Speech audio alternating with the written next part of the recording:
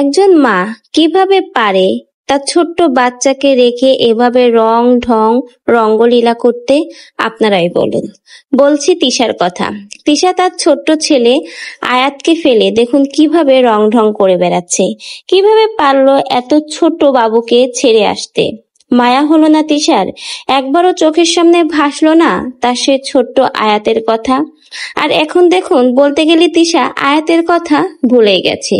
প্রায় যখন সোশ্যাল মিডিয়াতে আয়াতকে নিয়ে বেশি মাতামাতি হয়, যখন সকলেই আয়াতের কথা বলে তিশার দিকে আঙ্গুল তোলে, তখনই লাইভে এসে ন্যাকা কান্না জুড়িয়ে দেয় তিশা তার ছেলে আয়াতকে নিয়ে।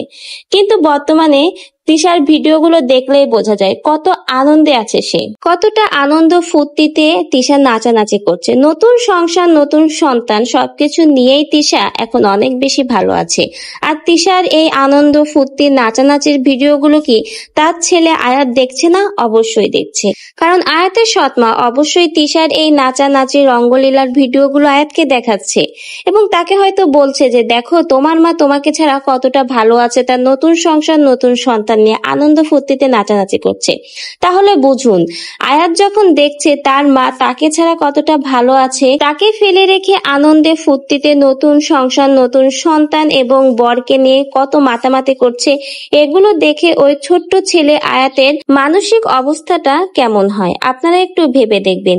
কেউ কেউ তো তিশার এই ভিডিওগুলো দেখে রীতিমতো তিশাকে একদম ঝেড়ে দিচ্ছে।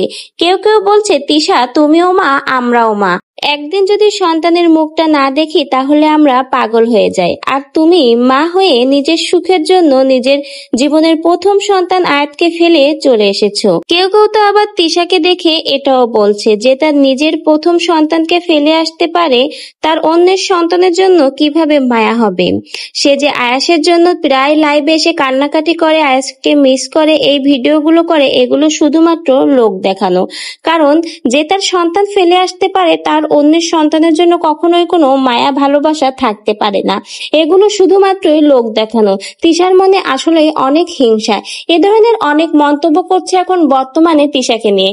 তো ভিউয়ার্স, তিশার এই ভিডিওগুলো দেখে এবং তিশার ছেলে আয়াতের ছোটবেলায় এই সুন্দর মুহূর্তগুলো যে সে তার মাকে কাছে পেল না, একাই মাকে ছাড়া বড় হচ্ছে, এই বিষয়ে আপনাদের কি মন্তব্য? তিশার তার ছেলের সাথে যে কাজটা করেছে সে কি কাজটা ভালো করেছে? অবশ্যই আপনার মতামত আমাদের কমেন্ট বক্সে জানিয়ে যেতে কিন্তু ভুলবেন না।